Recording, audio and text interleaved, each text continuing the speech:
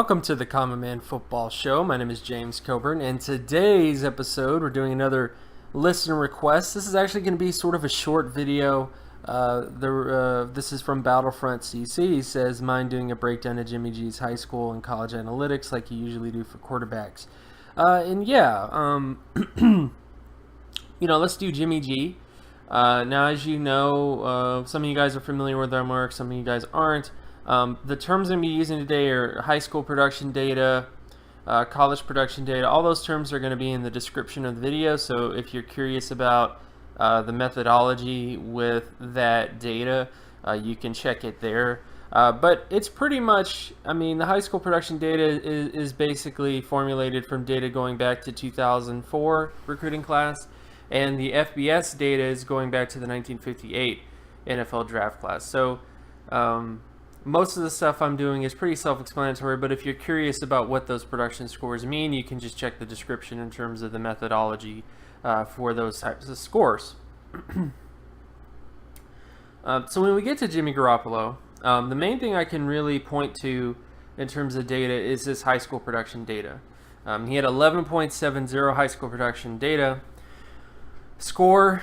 Based on my data that goes back to the 2004 recruiting class or the 2007 NFL draft class specifically, 100% of long-term starting quarterbacks since 2007 had at least a 69 or higher in terms of their high school production score, with 100% of Pro Bowl quarterbacks scoring at least 84 or higher when it comes to their high school production score.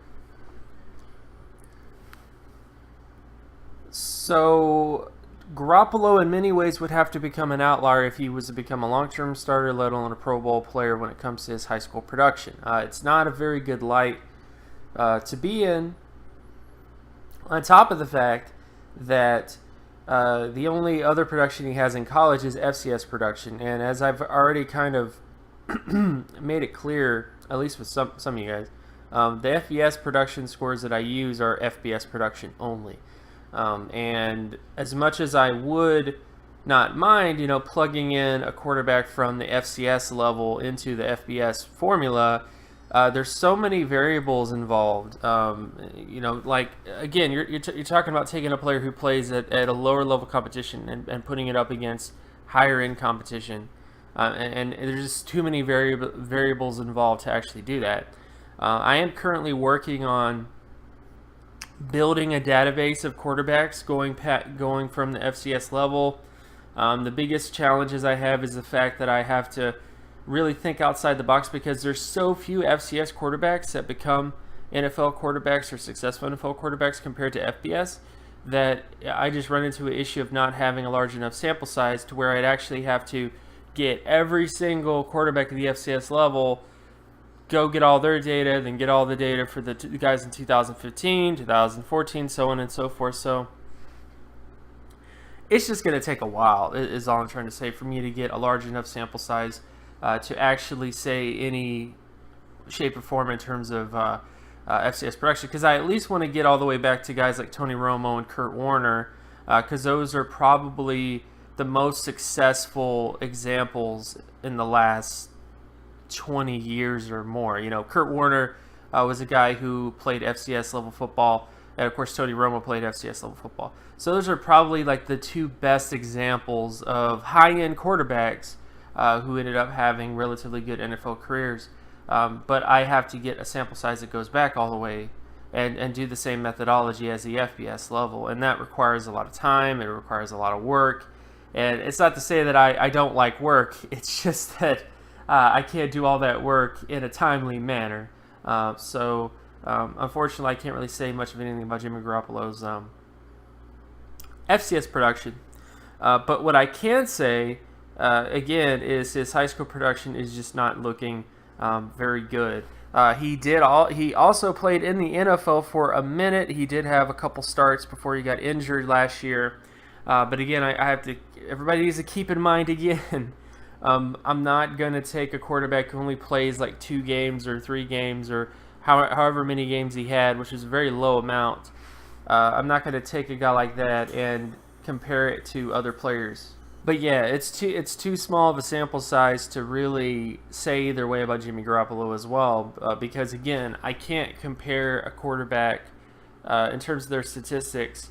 I can't compare basically 16 game to 12 game quarterbacks to a quarterback who only started 2 games, played in I think 2 or 3 games around there, probably less, but. I'm not going to do that. It's just a bad methodology when you're comparing quarterbacks who start 12 games versus a quarterback who only started a couple of games. It's just bad. It's just a bad way of doing things. So, unfortunately, with Jimmy Garoppolo, there's not a lot I can really say. The only thing I can say is that his high school production data is scary. It just is. And I know there's a lot of people that talk about him at that level, and they talk about, well, he was a linebacker for a little bit, and then he became a quarterback, because he did play a decent amount of quarterback. It's just that he also was someone who played linebacker in high school. But there's a lot of stuff like that. But again, guys, I'm not trying to get caught up in this whole, well, he could be an exception, he could be an exemption to the rule type of stuff, because there's never been an exemption.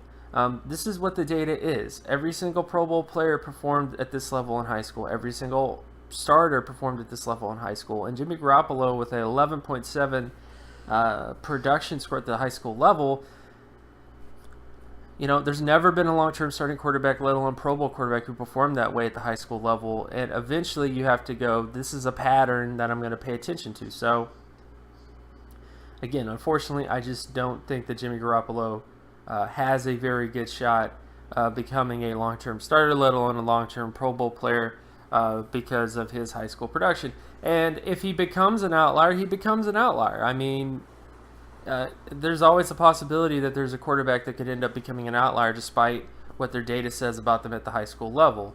The high school data only goes back to the 2007 NFL draft class. It only includes about 6,000 plus performances. So definitely, if I went further with the data, I might find more exceptions. I might find more cases to point to say that Jimmy Garoppolo could have success despite having such a low high school production score.